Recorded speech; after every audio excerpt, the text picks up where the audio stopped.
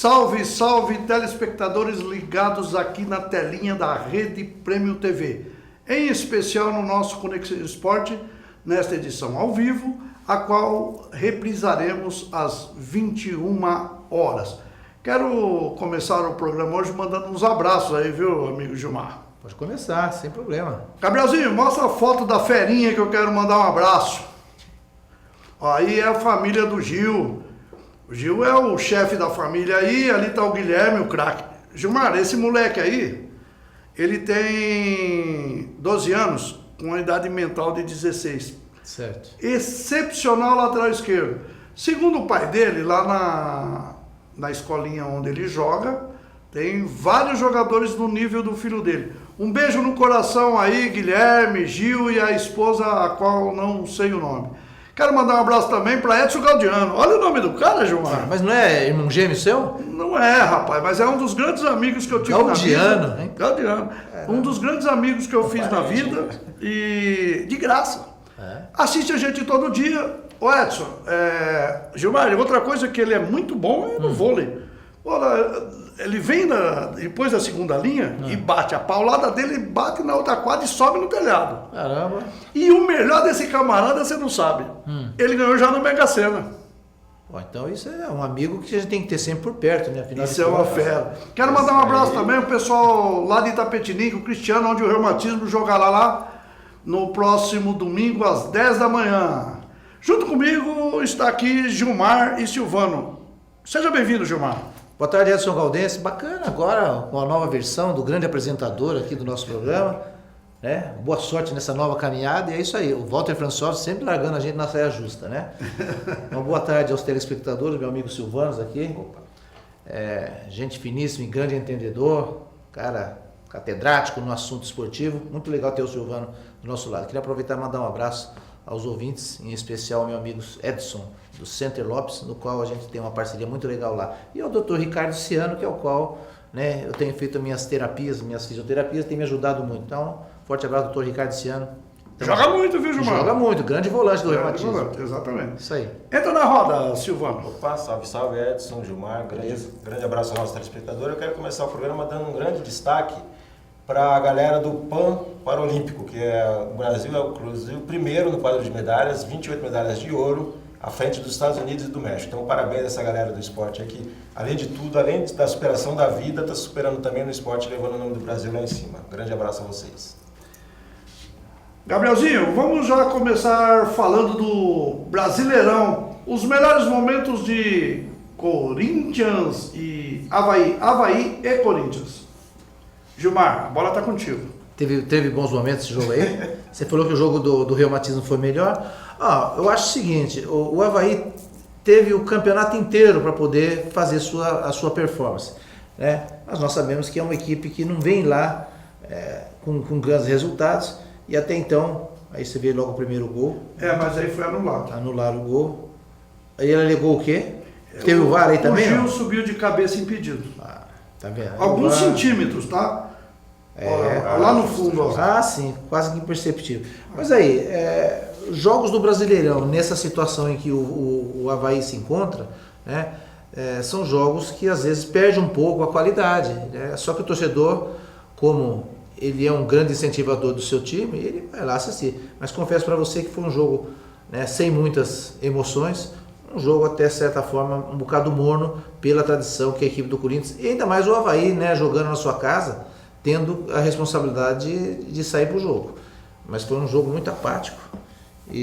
Mas de qualquer forma, as equipes foram premiadas pelo que responderam dentro de campo. Silvano, contigo, amigo. Pois então esse é aquele jogo que assim, é muito difícil, porque assim, o Avaí está mal no campeonato, é um time limitado realmente. Agora, o Corinthians, que por exemplo almeja coisas maiores no campeonato, que é chegar ali no grupo da Libertadores, tem por obrigação ganhar esse tipo de jogo, né? Mas você vê, em momento nenhum o Corinthians se impôs dentro de campo. O Avaí, com toda a limitação, se tivesse que ter um vencedor, seria o Avaí. E o Corinthians, infelizmente, assim, aquele jogo, joga um jogo muito bem, aí de repente um outro jogo acaba... A expulsão, né? Bem expulso. Justo, né?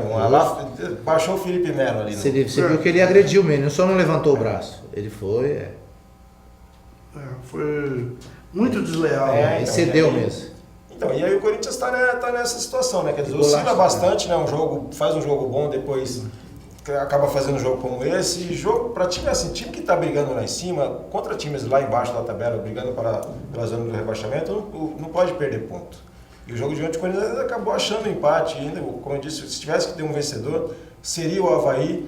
E assim, é claro que o Corinthians essa semana está pensando mais na Sul-Americana, mas esse tipo de jogo é um jogo que o time que está brigando lá em cima tem que ganhar. Ô Silvano, de outra coisa, o Corinthians, pelo menos nos últimos campeonatos que ele tem participado, ele dá uma grande arrancada e depois eles conseguem administrar. Né? Esse ano ele não conseguiu ainda essa estocada. Não engrenou, né? Não engrenou. E esses joguinhos picotados, um aqui, um ponto aqui, ele não é feitio do Corinthians. Isso sim, quando ele está lá ganhando de 1-0, mas quando ele já está lá na frente, ele está levando vantagem, né, quando ele já fez um bom número de pontos. Mas esse tipo de jogo para o Corinthians não é interessante, isso pode comprometer muito o trabalho. Você vai no pontos por corrida, a diferença que o Corinthians tem para os outros, você vai administrar um empate, que você só leva um ponto, justamente, você acaba, cada rodada vai ficando aí mais distante. Tá. Olha, a minha opinião é o seguinte, mas antes eu queria questioná-los aí. Por que o Carille entrou com o time reserva? É justo isso? É merecido? É necessário, Gilmar? Eu não sei qual é o pensamento dele. Eu acho que equipes como o Corinthians, em determinados momentos, quando faz isso, primeiro, parece que está menosprezando o adversário. Vou jogar contra o Avaí, vou pôr qualquer time. Né? Já é um bocado complicado. E se ela tem realmente pretensões de ir longe, tem que entrar com um título lá e pensar no próximo jogo. Mas eu estou pensando na Sul-Americana, eu estou pensando em outro tipo de campeonato. O Corinthians é uma equipe grande, existem cobranças. A não ser que o voltou a dizer, estou lá com uma gordurinha enorme lá na frente, eu vou fazer um jogo, eu posso... Que não é o caso. Que não é o caso, né? Por isso que eu digo, o Corinthians quando tem uma grande vantagem, ele consegue administrar. Nesse caso aí, o Carille não foi muito feliz não, escalando uma equipe reserva para enfrentar o Avaí. Mesmo contra o Avaí, tem que ter alguns cuidados. Silvano, na mesma pergunta. A não ser que ele tenha alguma informação, porque aí tem aquela questão da parte fisiológica, né? Se de repente algum jogador... Também. Mas assim, não é possível que todo o time está prestes a estourar, né? Aí realmente, nesse caso, como hoje você tem muita informação, é realmente importante que você preserve aquele jogador que está mais próximo de sofrer um desgaste ou de repente uma contusão mais séria, mas assim, isso não, lógico que não vai justificar você poupar o time inteiro. O Flamengo, por exemplo, fez isso, poupou 4 jogadores, né? Então, aí jogou com mais da metade do time titular e aí mandou no jogo contra o Ceará. Então, tem essa diferença. De qualquer forma, uma equipe como o Corinthians, como as grandes equipes, né, mesmo jogando com um time alternativo, ele é bem superior a qualquer outra gente. Então, mas poupar todo mundo sempre é exagero, né? Muita gente, mais da metade do time, não há necessidade disso. No meu entender é o seguinte, não tem necessidade, ou na pior das hipóteses, fazer igual o Flamengo fez. Entra com mais da metade do time. Mas eu acho, Gilmar, na minha opinião, e Silvano, que é o seguinte, o Corinthians sempre joga no mesmo sistema tático. Quando joga com um time inferior, principalmente esse aí, que se não me falha a memória, 18 jogos sem vencer. É o último lugar, eu acho que é o Avaí, né? É o último lugar. Sem fazer gols. Entendeu? O que você faz? Para que entrar com 2 volantes? Nada. Entra num 4-1-4-1, sendo que a segunda linha de 4 com 4 meio-campistas e atacantes. Né? Deixa o jogo mais dinâmico. Do jeito que fica, o outro time pegava a bola, tocava pro Corinthians. O Corinthians pegava a bola, tocava para ele, sabe? Um jogo de nível maior. Olha, só eu como corintiano, acredito que os outros corintianos não assistiram. Porque eu como corintiano fanático, não sei como que eu virei corintiano também. Não tem motivo. Como corintiano fanático, eu fui até o fim, mas muito difícil. Se esse fosse o primeiro jogo do Corinthians que você fosse assistir para ver se era corintiano, você ia ser corintiano? Não. Aí você eu ia ser mais ainda reumatismo. O reumatismo está jogando muito mais do que esse time. Mas será que esse tipo de jogador, às vezes... Porque o Corinthians já teve jogadores... porque existem alguns atacantes que ficam camuflados. Né? Quem? Romero, Jorge Henrique. Eles são atacantes, mas eles são beirados de campo, eles ajudam muito, né? Agora, quando você entra só com um cara que é só atacante, ou meio-campista, que não faz outras funções, Aí o time passa a ter problema. Porque você pode entrar de uma forma camuflada, igual você falou, entrou com 2 volantes, mas um é mais adiantado, é um que vai. Se os 2 volantes jogarem, pelo menos um. Agora, você não pode entrar com 2 caras que é só o primeiro volante, que é mais marcador. Principalmente com um time que ataca pouco, que é o Havaí, porque não tem poder ofensivo. Ataca com 2. Na melhor das hipóteses, ataca com 3. Certo. Né? Então não se você faz fica necessário. com uma linha de 4 e 2 volantes? Não precisa. 4-1 seria o esquema ideal para jogos dessa natureza. E daí você coloca 2 meia ali e 2 atacantes. Certo. E com outro atacante enfiado. Isso aí. Tanto que ele colocou 3 titulares nos últimos 20 minutos, o Corinthians empatou e quase fez o segundo. Pois é. Então, só que, tudo bem, a prioridade do Corinthians esse ano é a Sul-Americana. Até aí tudo bem.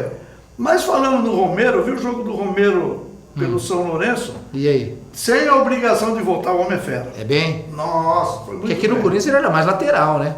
E o Gilmar, o público de Corinthians e Avaí foi um absurdo. Não tinha ninguém do Avaí no estádio. E olha que o Corinthians leva torcedor mesmo sendo fora de São Paulo, né? Então, mas ele deixou só 2 mil ingressos. Podia ter dado 10 mil do estádio, que... Pelo menos tinha mais público, né? Mais público. Gilmar, você jogou bola esse final de semana? Então, esse final de semana eu fui jogar pro Banespa, né? Nós jogamos contra o Penha, lá no Esporte Clube Penha, né? Vencemos lá por 4-0. Isso era amistoso ou campeonato? Não, campeonato, é um campeonato interno. Paulista de 60. Paulista de 60. A equipe do Banespa é uma equipe muito boa, né? Eu tô lá já há 4, 5 anos, já fomos campeões várias vezes. E agora, quem teve um tropeço foi o reumatismo, né? Eu ouvi dizer que você substituiu mal. O que aconteceu lá? O que você fez? Não, o que aconteceu, Gilmar? O jogo estava 2-0. 2-0 pro reumatismo, dominando. Se fosse 5, 6, seria um resultado justo. Certo. E eu com 7 caras no banco. E todo mundo quer jogar, né? Todo mundo quer jogo jogar, já definido. Veterano, não é profissional, não é nada. Aí eu falei assim, bom, não é possível que o banco dos caras é melhor do que... Coloquei todo mundo. Como eu não quis tirar, na verdade foi o seguinte, nós perdemos um gol, o Ciano, né? O Ciano, o seu... preparador meu fisioterapeuta. Ricardo Ciano. Ricardo Ciano, doutor Ricardo Ciano, tocou a bola pro meu centroavante, o centroavante saiu do zagueiro, saiu do goleiro, o quarto zagueiro correu dentro do gol. Ele quis tirar, tirou demais e jogou pra fora. É aquele inacreditável, né? 3-0 matava o jogo. Mas no próximo sábado, o Reumatismo joga em casa contra o Chute Inicial, onde joga o Serginho Fraldinha. Grande jogador, por sinal. Nós vamos dividir o elenco em 2. Parte vai jogar no sábado, parte vai jogar no domingo. Rodada lá dupla. Em Tapetininga, final de semana. Porque Tapetininga é bom o campo lá, acho que é o campo do Derac, né, que eles jogam. Nós vamos jogar num campo melhor, o gramado está numa situação melhor do que do Derac. Campo bom lá em Tapetininga o pessoal gosta de futebol. Né? Aí, me fala mais um pouco sobre o Pan-Americano. Então, o Brasil tem aí a possibilidade de sair, se o Brasil sair realmente campeão do Pan-Americano em termos de medalha, né, do Pan-Paralímpico. É possível isso? É possível. Como que está a primeira foi só na verdade, o primeiro final de semana, né? Começou no final de semana e o Brasil conseguiu já 28 medalhas. Eu vi a corrida das moças, 200 metros, ela ganhou o segundo lugar. A natação. É empolgante ver, né? Verdade. Porque além daquela coisa de estar dando oportunidade, né, tá incluindo as pessoas, inserindo na sociedade, né? Legal. Isso é muito legal. E é curioso, né? O Brasil, digamos, o normal, vai mal normalmente nas competições, embora nesse Pan até tenha ido bem. Mas o atleta paralímpico do Brasil, ele realmente dá show. É verdade. Ele sempre chega a Olimpíada mesmo, ele chega entre os primeiros. E nessa, a gente está na frente dos Estados Unidos. São 7 medalhas, pelo menos no quadro que fechou, 7 medalhas de ouro a mais que os Estados Unidos é muita coisa, né? Para o Brasil, que a gente sabe que tem a dificuldade no esporte amador, né? No esporte profissional até não, mas no esporte amador é difícil, imagina para o atleta paralímpico, né? E você lembrando agora, você falou do Serginho Fraldinha, eu me lembrei que o Serginho Fraldinha e o Ranieri, lá nos anos 80, eles eram do Palmeiras, eles foram trocados, olha que coisa absurda, o Santos trocou. O César Sampaio mandou o César Sampaio para o Palmeiras e pegou o Serginho Fraldinha e o Ranieri. O Ranieri chegou a jogar na seleção, né? Junto pelo Leão, não foi? Médio volante? Não sei se ele chegou, ele era meia, na verdade. Meia alto. E o Serginho com 2 loiras, que você falou, você não esqueceu desse detalhe, né? Cara, Serginho é fraldinha, mas estava com duas olhas de 2 metros do lado. Viu? Outro assunto que eu gostaria que vocês comentassem é o jogo do Vitória, do Internacional com o Goiás. Aquele atacante do Goiás é brincadeira, hein? O Michael, né? O Inter foi com o time B e fez 1-0, dava a impressão que ia ganhar. O Goiás foi se estruturando e virou o jogo.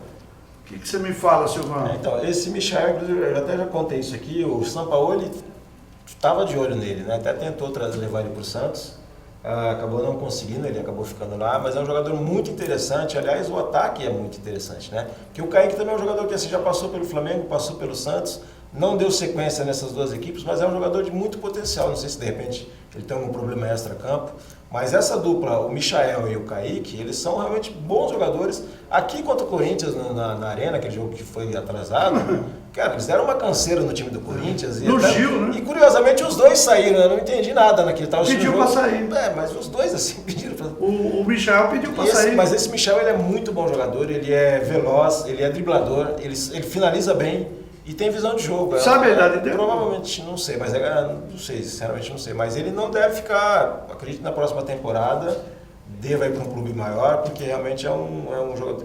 A gente precisa ver realmente no clube maior, né? Porque tem alguns jogadores que acabam ficando inibidos.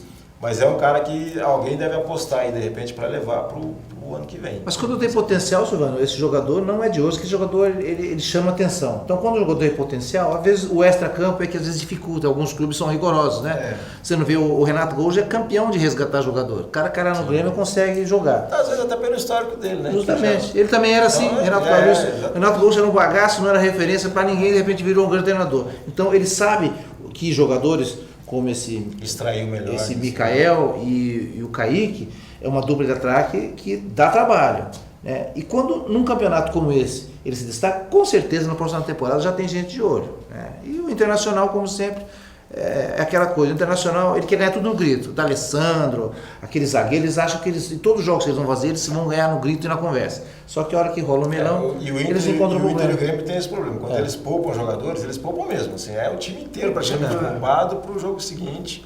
Até brinquei, né, no jogo do Grêmio, até a torcida vai ser poupada, né? Agora, o que me estranha muito é Inter e Grêmio não ganham título brasileiro e dá prioridade para outros campeonatos que também não ganham, né? A tendência é... E tem o orgulho de ser time, né? Igual estava o Renato Gaúcho. O melhor time do Brasil é o meu, ele fala que é o melhor time. Não, o Grêmio até joga bem e tal, né?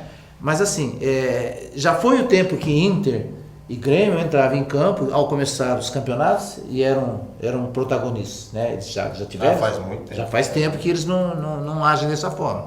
Eles estão mais envolvidos em polêmica do que propriamente em títulos conquistados para poder valorizar toda essa tradição. Verdade. Estamos indo para o intervalo, a gente volta já já, não saiam daí.